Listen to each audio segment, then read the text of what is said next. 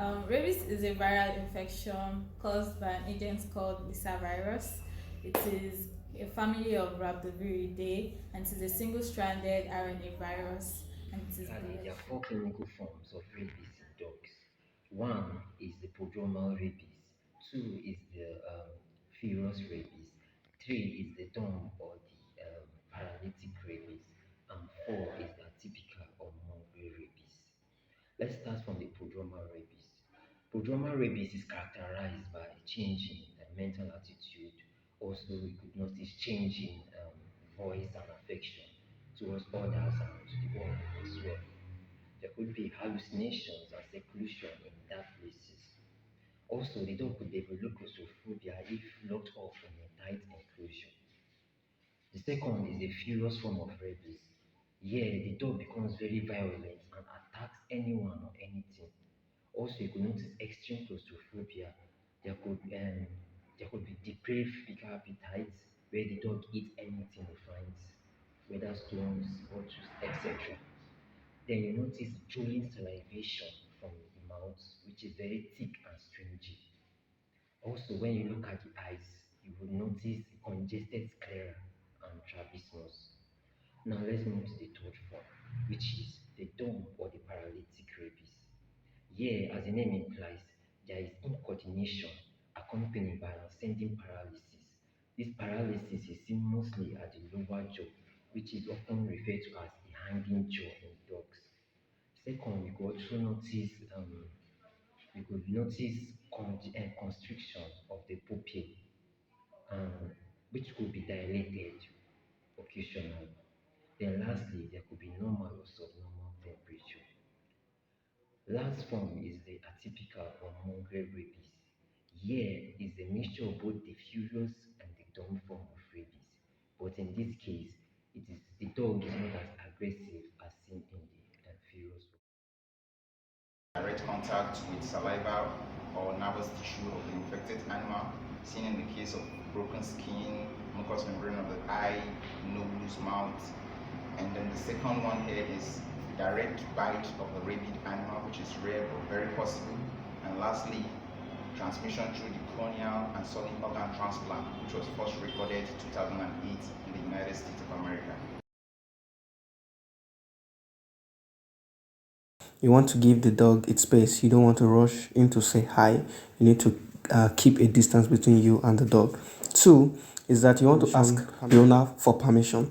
Questions like what is the temperament of your dog? Can I touch your dog? Is your dog friendly? Could be asked. Three, you want to avoid establishing a direct eye contact. Move sideways towards the dog so that it could see you. Four, let their sense of smell guide them. They have a very good olfactory lobe, so you want to allow them use that. Do not stroke their head or raise your hand above their head.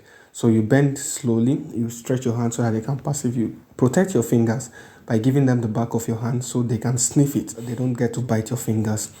Seven, you want to respect their space. Don't crowd their space. Don't bend over them. Eight, you want to touch their chin, not their head. As I said it earlier, so you stroke them from their chin. Nine is that you want to pet them instead of hugging them. You don't hug a stray dog, you pet them instead. Avoid petting dogs that are nervous. That could lead to you getting bitten. So you also want to put into consideration the body languages of a dog. Once you get familiar with the body language, you better approach a dog. How to approach a rabid dog? Never try to approach a dog that is acting strangely or aggressive or is suspected to be rabid. If the dog is coming towards you, you can put solid object before you to reduce the space. Back away slowly, as a dog may chase you if you run, and a dog can outrun you. As soon as you are safe, call the appropriate authority. First of all, pet owners need to ensure that their pets are vaccinated against the rabies virus, especially dogs and cats. Puppies, once they are about 3 months to 6 months of age, they have to receive the first shot of the rabies vaccine, and thereafter, annual booster is required. Remember, prevention is better than cure. Wash the spot or bite under running water with a detergent, and immediately after this the victim should be taken for proper medical care. They are supposed to also be given the human rabies immunoglobulin along with the rabies vaccine shot on the day of exposure. 5 doses of post-exposure rabies vaccine at day 0, day 3, day 7, day 14, and day 28. Then make sure that you do not suture the wound. As veterinarians and other animal health workers, at least before you start the practice, you are supposed to receive pre-exposure vaccine against this virus. On the day 0, on the day 7, and on the day 21, which is most important for those in the risk categories as stated by the Advisory Committee for Immunization Practices, where veterinarians happen to be on the 3rd risk category.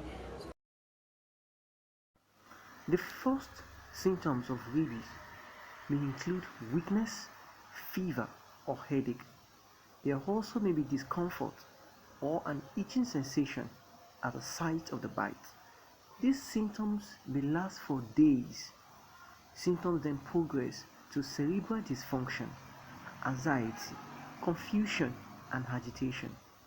Let's take a look at a typical case that occurred in a young boy. This is rabies like by you've never seen before. rabies With the dog. permission of the patient's father, he was bitten by a dog plus or minus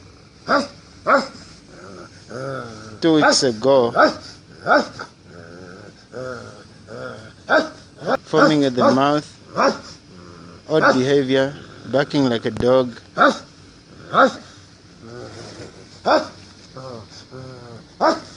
This is therefore a clarion call to all health stakeholders and concerned individuals to join in the collaborative effort to eradicate this deadly disease from our society through the One Health approach, as we support the World Health Organization in the vision of zero rabies by 2030. Do your part as I do mine. Together, we can make our world free of rabies. We can make our world free of this deadly disease. Thank you. Happy World Rabies Day.